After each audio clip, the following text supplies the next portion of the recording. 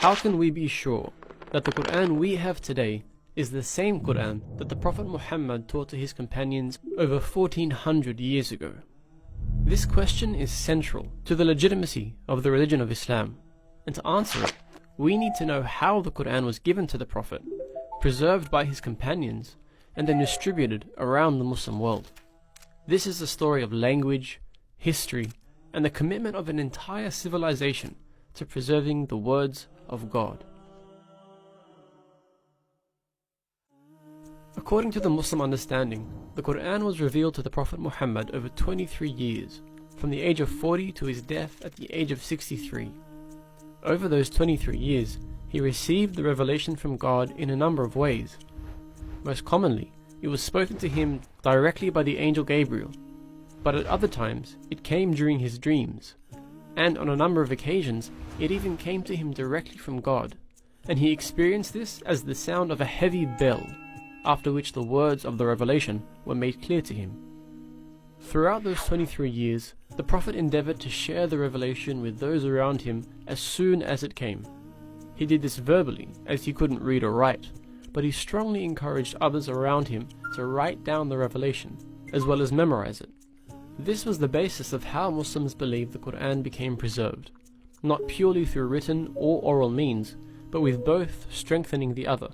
The companions around him constantly strove to memorize these verses, with many eventually memorizing the entire book, and they simultaneously wrote them down on whatever materials they had around them, from parchment to bone to wood and stone.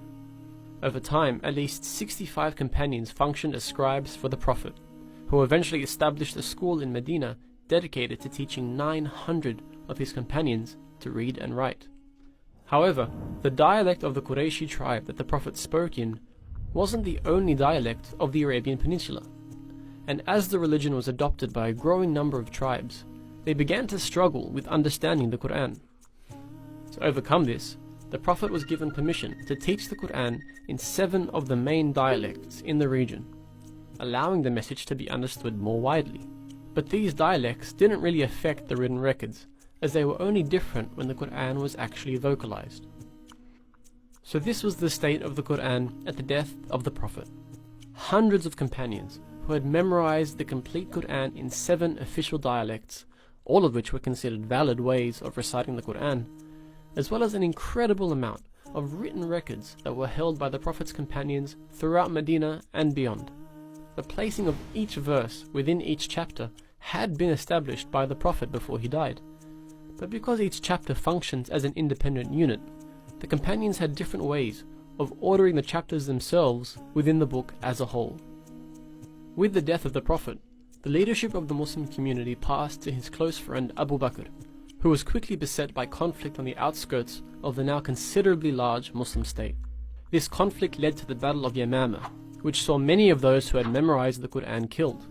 Many of these memorizers, known as Hufadh, did survive, but it highlighted the critical issue of preserving the entirety of the Quran, which was in danger if all of them were killed. Abu Bakr decided to appoint Zayd ibn Thabit to compile all of the written verses of the Quran into one collection, using only those verses which had been written in the presence of the Prophet himself. These manuscripts would then be verified by those who had memorized the entire Quran at the hands of the Prophet. This was where the important concept of tawatur, or multiply attested sources, came into play. In order to be 100% sure that a verse of the Quran was in fact a verse of the Quran, it needed to have multiple independent chains of transmission from different memorizers of the Quran. In this way, any verse that came to Zayd could be corroborated through both written and oral means, essentially guaranteeing that every single verse put in the final book was conveyed by the Prophet. Once this had been completed by Zayd, he penned the completed text, which became known as the Suhuf, and gave it to Abu Bakr. This was now the official text of the Quran. With the death of Abu Bakr, it was given first to Umar, and then to Hafsa, the widow of the Prophet, when Umar passed away. Throughout this time, the religion had spread incredibly rapidly, now reaching from Libya in the west to Khurasan in the east. With this influx of non-Arabs who had embraced Islam, those 7 official dialects began to cause some issues.